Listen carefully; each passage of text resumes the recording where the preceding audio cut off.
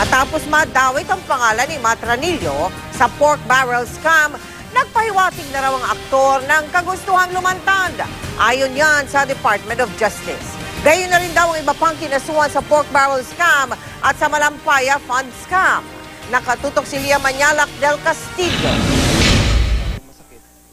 May pahiwatig na raw ang aktor na si Matt Ranillo III na balak na nitong lumantad para magsalita kaugnay sa alam at partisipasyon niya sa bilyong-pisong pork barrel scam. Sabi ni Justice Secretary Laila De Lima, patuloy pa ang beripikasyon ng NBI sa mga nakukuhang filler. We would welcome that. Let's see kung ano yung magiging value ng kanyang testimony if and when he cooperates. Sa isang exclusive report ng GMA News na iulat na dati nang kinasuhan ni Janet Lim Napoles si Ranillo sa korte dahil sa umano'y hindi nabayarang sasakyan. Sa nasabing kaso, nagpresenta si Ranillo ng mga ebidensya sa korte kabilang ang ilang voucher ng umano'y mga komisyon na natanggap niya para sa transaksyon ng PDAF ni na Senador Jinggoy Estrada at dating Senadora Loy Ejercito. Patunay daw ang mga voucher na ito na nabayaran niya ang sasakyan sa pamamagitan ng kanyang mga komisyon.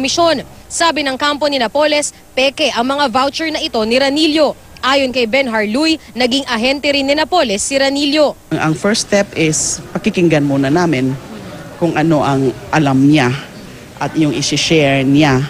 And then we'll see kung ano ang magiging value niya. Remember, si Matt Ranillo naman is not yet a respondent or is not a respondent in any case. So pwedeng ordinary witness lang siya na pwedeng makatulong sa kaso. Bukod kay Ranillo, sabi ni De Lima, may ilan pang akusado sa dalawang batch ng pork barrel fund scam case na nagpapahiwatig na gustong lumantad. May mga feelers na rin daw mula naman sa ilang akusado sa Malampaya scam.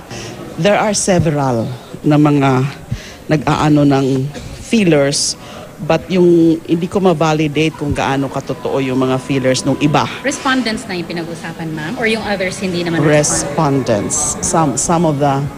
Some of the respondents in the 3 cases already with the ombudsman. Yung iba feelers pero wala pang validation. Meron akong na-validate na talagang may feeler.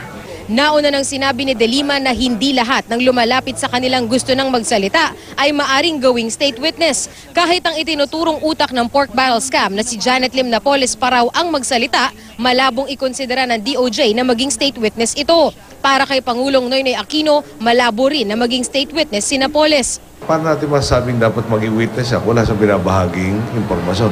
At kung meron may ibabahagi, siyempre nasa DOJ para i-analisa kung nakakatulong ba sa kaso to dahil nga kailangan ma-meet yung criteria na not most guilty. Sa ngayon parang siya nasa sentro.